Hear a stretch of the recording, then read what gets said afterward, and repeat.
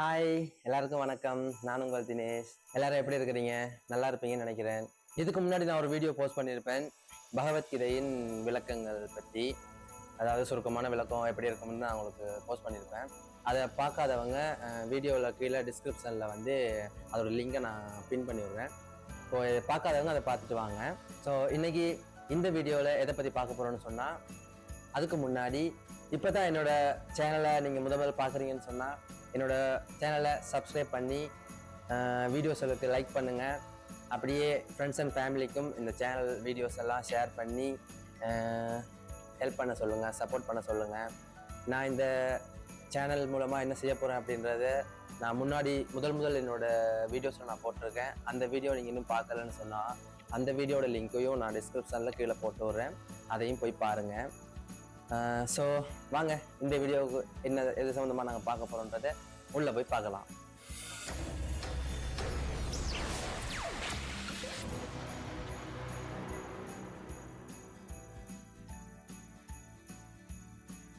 Okay, இன்னைக்கு இந்த வீடியோவில் எதை பற்றி பார்க்க போகிறோன்னு சொன்னால், நான் ஏற்கனவே சொன்னது மாதிரி தான் 3 நூல்களையும் படித்து அந்த 3 நூல்களிலும் இருக்கிற மனிதநேய சமுதாயத்துக்கு என்ன சொல்ல வராங்க அப்படின்றத நான் ஒரு சுருக்கமான விளக்கத்தை தருவேன்னு சொல்லியிருந்தேன். ஸோ அதன் அடிப்படையில் வந்து இப்போ 2வதாக நான் வந்து பைபிளில் வந்து மனிதநேய சமுதாயத்துக்கு என்ன சொல்ல வராங்க, பைபிளில் என்ன சொல்ல வராங்க அப்படின்றத ஒரு சுருக்கமான விளக்கமாக நான் இந்த வீடியோவில் பதிவு பண்ண போகிறேன். ஸோ அதை சம்மந்தமாக ஒரு சின்ன விளக்கம் ஒன்று. அதாவது பைபிளில் வந்து மொத்தம் 66 புத்தகங்கள் இருக்குது. பழைய ஏற்பாடு, புதிய ஏற்பாடு அப்படின்னு இருக்குது. பழைய ஏற்பாடில் வந்து 39 புத்தகங்கள் இருக்குது. புதிய ஏற்பாடில் வந்து 27 புத்தகங்கள் இருக்கு. அப்போ ஸோ மொத்தமாக 66 புத்தகங்கள் இருக்கு. 66 புத்தகங்கள்லையும் அத்தியாயங்கள் வந்து 1189 அத்தியாயங்கள் இருக்கு. ஒவ்வொரு அத்தியாயத்திலையும் நிறைய வசனங்கள் இருக்கு.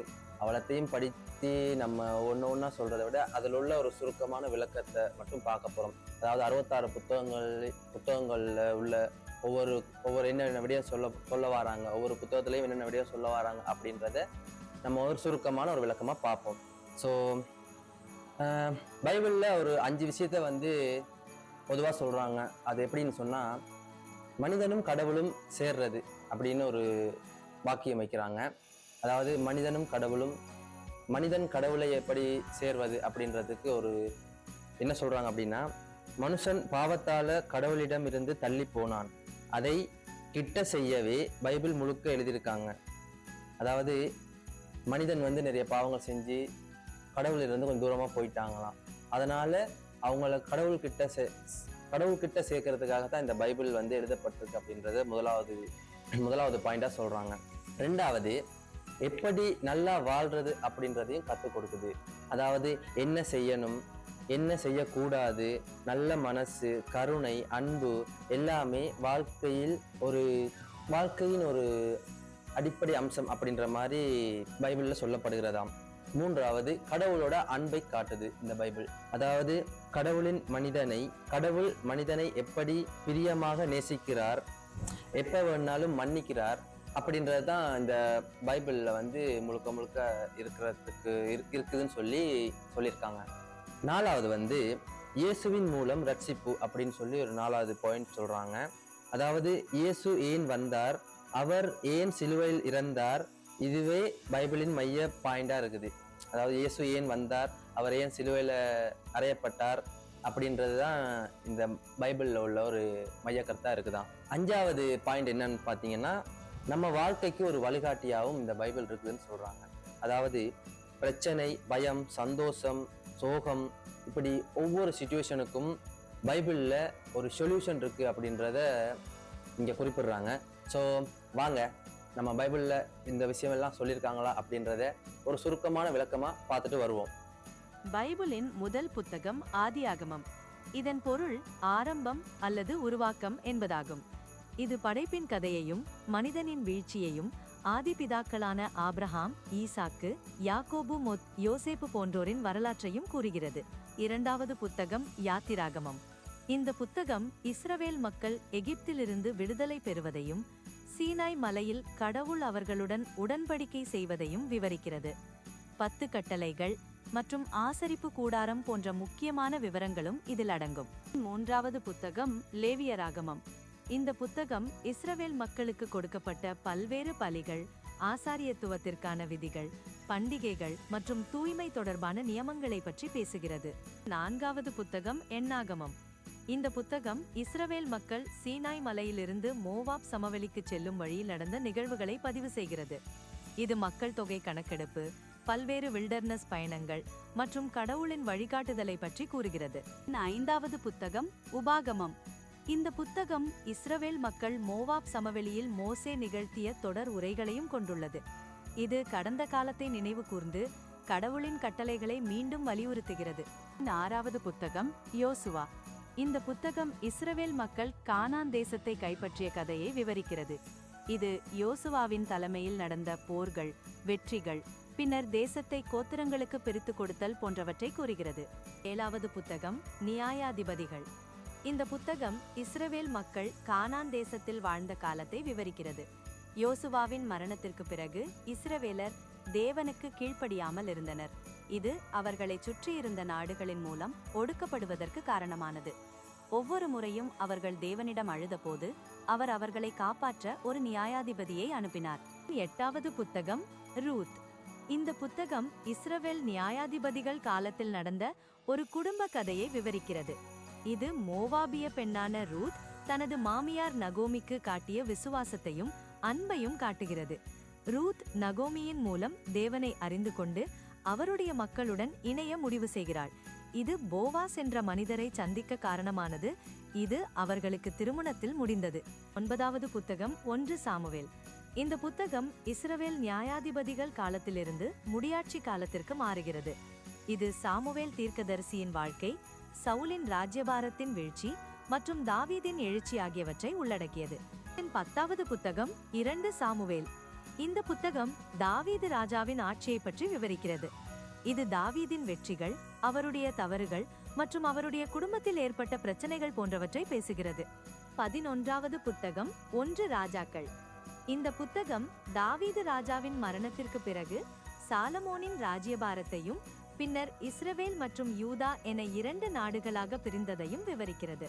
12வது புத்தகம் 2 ராஜாக்கள்.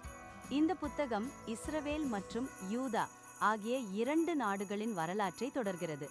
இது அந்த நாடுகளின் வீழ்ச்சி, அசீரியா மற்றும் பாபிலோனுக்கு சென்ற சிறையிருப்பு மற்றும் தேவன் தனது மக்களை எவ்வாறு வழிநடத்தினார் என்பதை பற்றி பேசுகிறது.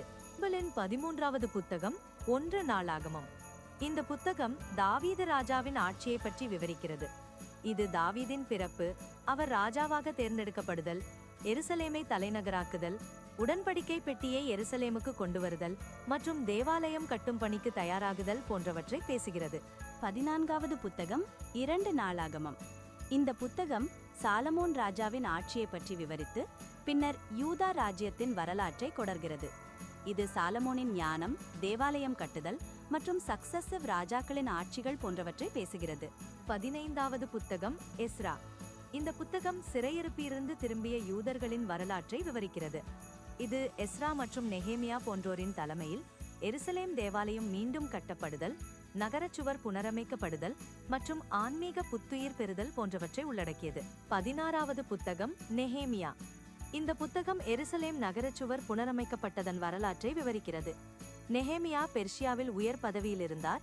எருசலேமின் நிலைமையை பற்றி அறிந்தபோது அவர் பெரிதும் வருத்தமடைந்தார். அவர் தேவனிடம் ஜெபித்து நகரச்சுவரை கட்டியெழுப்ப அனுமதி கோரினார். ராஜா நெகேமியாவின் வேண்டுகோளுக்கு செவிசாய்த்து அவரை எருசலேமின் ஆளுநராக நியமித்தார். பல எதிர்ப்புகளுக்கு மத்தியிலும் நெகேமியா மக்களின் உதவியுடன் 52 நாட்களில் நகரச்சுவரை கட்டி முடித்தார்.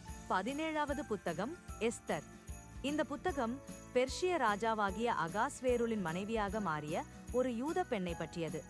எஸ்தர் தனது தேசத்து மக்களை அழிவிலிருந்து காப்பாற்ற துணிச்சலுடன் செயல்பட்டாள். 18வது புத்தகம் யோபு.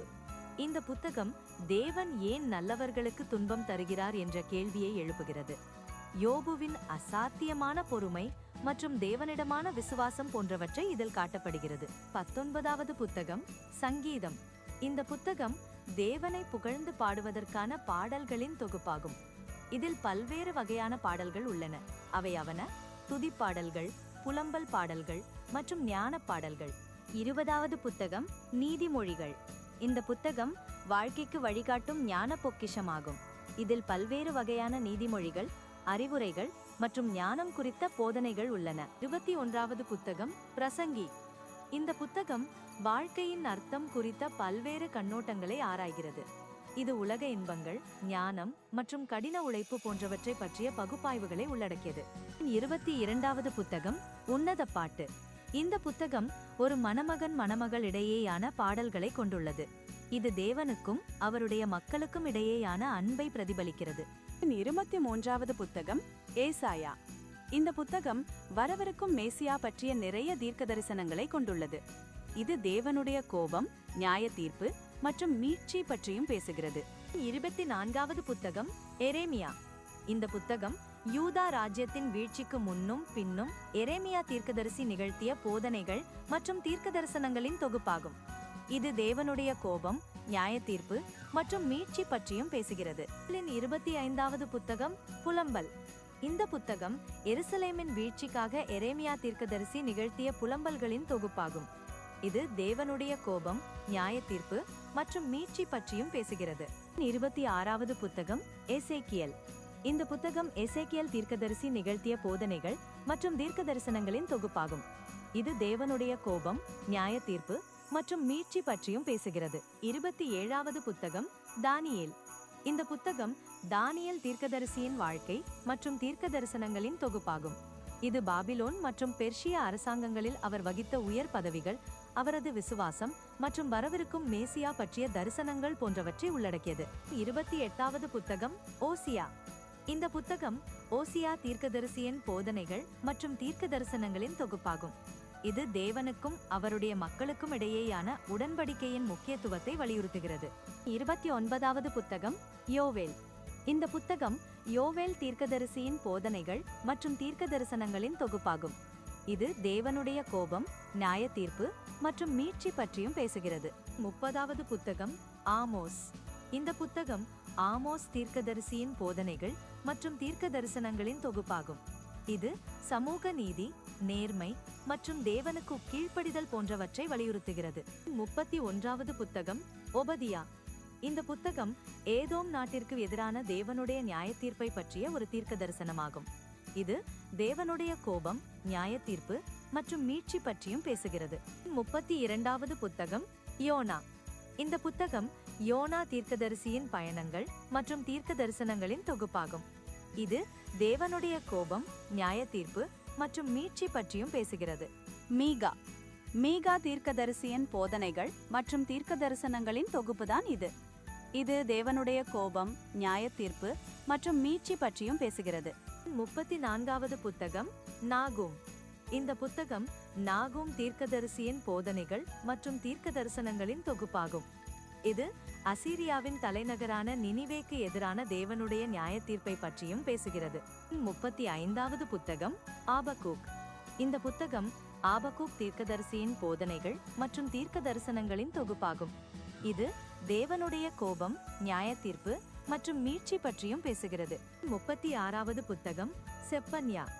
இந்த புத்தகம் செப்பன்யா தீர்க்கதரிசியின் போதனைகள் மற்றும் தீர்க்க தரிசனங்களின் தொகுப்பாகும். இது தேவனுடைய கோபம், நியாய தீர்ப்பு மற்றும் மீட்சி பற்றியும் பேசுகிறது. 37வது புத்தகம் ஆகாய். இந்த புத்தகம் ஆகாய் தீர்க்கதரிசியின் போதனைகள் மற்றும் தீர்க்க தரிசனங்களின் தொகுப்பாகும். இது தேவனுடைய கோபம், நியாய தீர்ப்பு மற்றும் மீட்சி பற்றியும் பேசுகிறது. 38வது புத்தகம் சகரியா. இந்த புத்தகம் சகரியா தீர்க்கதரிசியின் போதனைகள் மற்றும் தீர்க்க தரிசனங்களின் தொகுப்பாகும். இது தேவனுடைய கோபம், நியாய தீர்ப்பு மற்றும் மீட்சி பற்றியும் பேசுகிறது. 39வது புத்தகம் இது மல்கியா என்று அழைக்கப்படுகிறது. மல்கியா புத்தகம் தேவனுக்கும் அவருடைய மக்களுக்கும் இடையேயான உடன்படிக்கையின் முக்கியத்துவத்தை வலியுறுத்துகிறது. இது தேவனுடைய கோபம், நியாய தீர்ப்பு மற்றும் மீட்சி பற்றியும் பேசுகிறது. ஓகே, இதுவரைக்கும் நம்ம பைபிளோட ஒரு சுருக்கமான விளக்கத்தை பார்த்துட்டோம். ஸோ இந்த விளக்கங்கள்ல உங்களுக்கு ஏதாவது டவுட் இருந்துச்சுன்னு சொன்னால் கமெண்ட் செக்ஷனில் வந்து கமெண்ட் பண்ணுங்கள்.